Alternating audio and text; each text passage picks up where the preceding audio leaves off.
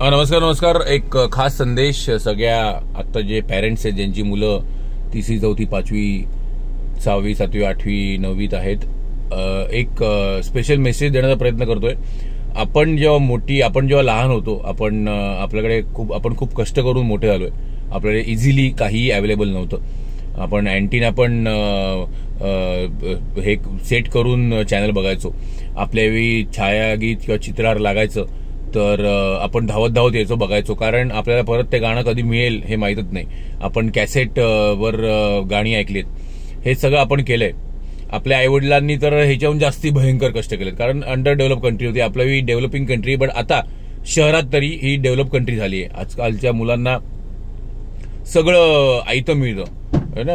Tab mobile आल्यामुळे सगळं आयतं मिळतं. त्यांना कष्ट काय हे माहीतच नाही. आपण तरी जेव्हा जॉब करायचो तेव्हा फर्स्ट क्लासचा पास खूप महाग होता, म्हणून सेकंड क्लासने जायचो.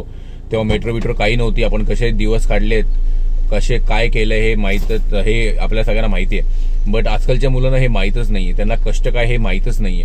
तर आमची अशी रिक्वेस्ट एज्युकेशन मिनिस्ट्रीला की प्रत्येक शाळेत प्रत्येक दिवसाला 1 तास तरी झाडू मारणं किंवा कपडे झाडू मारणं किंवा भांडी घासणं किंवा फरशी पुसणं हे 1 तास मॅन्डेटरी ठेवा. कारण हे मुलांच्या भवितव्यासाठी खूप चांगलं आहे. त्यांना कळेल हार्डशिप्स म्हणजे काय. कारण आत्ता जर हार्डशिप्स नाही केले त्यांच्या अंगाला हार्डशिप्स काय हे कळणारच नाही कधी आयुष्यात. खूपशे पॅरेंट्स असे म्हणतात की अरे आम्हाला मिळालं नाही, आमच्या मुलांना मिळालं पाहिजे. अरे बट जेव्हा मोठे होतील, जेव्हा कॉलेजमध्ये जॉबला लागतील तेव्हा तर थोडं जरी प्रेशर आलं ही मुलं तुटतील प्रेशरच्या खाली, कारण त्यांना हार्डशिप्स काय माहीत नाही. तर आमची ही रिक्वेस्ट एज्युकेशन मिनिस्ट्रीला आणि परत त्या पॅरेंट्सना की मुलांना सगळं सोपं कधी आयुष्यात देऊ नका.